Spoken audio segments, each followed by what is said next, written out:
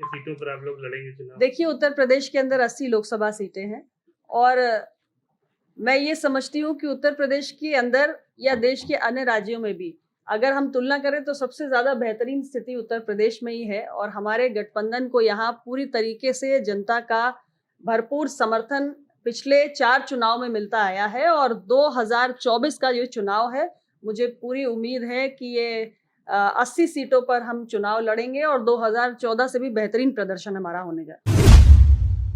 गठबंधन में ओम प्रकाश राजभर भी आ गए हैं और भी तमाम लोग आ रहे हैं, इसका कितना फर्क पड़ेगा? और अगर हम पश्चिम की बात करें तो लोकदल अगर आ जाता है तो क्या स्थिति रहेगी?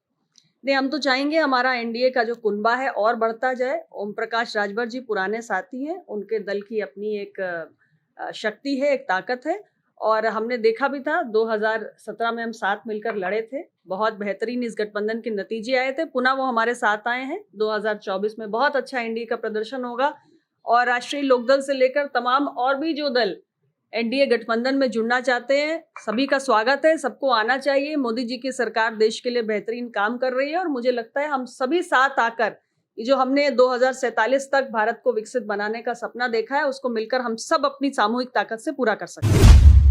अखिलेश यादव जी का क्या हश्र होगा 2024 में? अखिलेश यादव जी देखिए, पिछले कई चुनाव में लगातार, चाहे लोकसभा के चुनाव हो या विधानसभा के चुनाव हो, लगातार उत्तर प्रदेश की जनता ने समाजवादी पार्टी को नकार दिया है, अस्वीकार कर दिया है, उन्हें सत्ता से हर बार बाहर का रास्ता दिखाया है और 2024 में भी मैंने फिर कहा कि एनडीए गठबंधन बहुत मजबूत है और उनकी समाजवादी पार्टी के लिए इस चुनाव में भी किसी प्रकार की कोई गुंजाइश, कोई संभावना दूर दूर तक नजर नहीं आती। ये तो भारी पड़ेगी चुनाव में। देखिए, दिल को खुश रखने को गालिब ये ख्याल अच्छा है, तो मुझे लगता है मैंने पहले इस बात को स्पष्ट रूप से कहा है कि इसमें तमाम दल जो शामिल हैं इंडिया गठबंधन में लंबे समय से एक चुनाव के बाद दूसरा चुनाव लगातार सत्ता से बाहर होते जा रहे हैं और देश की जनता ने पूरी तरीके से इन्हें नकार दिया है। तो अब ये एक सर्वाइवल का एक प्रश्न इन सारे दलों के सामने खड़ा हुआ है, जिंदा रहने का, राजनीति में बने रहने का और अपनी खोई हुई राजनीतिक जमीन को वापस प्राप्त करने का एक प्रयास है, लेकिन मुझे लगता है कि एक विफल प्रयास है। देश की जनता उन्हें नकार चुकी है और इसलिए इंडिया गठबंधन का 2024 में कोई भविष्य नहीं है।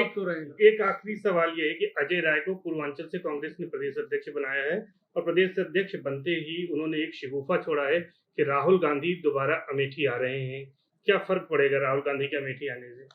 देखिए, ऐसा है, उनकी अपनी पार्टी का निर्णय है, कांग्रेस पार्टी का निर्णय है, जहां से भी राहुल गांधी जी चुनाव लड़ना चाहें वो आए। उत्तर प्रदेश की किसी भी सीट के बारे में मैं सिर्फ इतना ही कह सकती हूँ कि हमारा गठबंधन बहुत मजबूत है और हमारे इंडिया गठबंधन का कोई भी प्रत्याशी अगर एनडीए गठबंधन के सामने आता है तो किसी भी सीट पर वो परास्त होगा। प्रियंका जी को भी रायबरेली से लड़ाने की बात हो रही है कि सोनिया जी नहीं लड़ेंगी, प्रियंका के आने पे?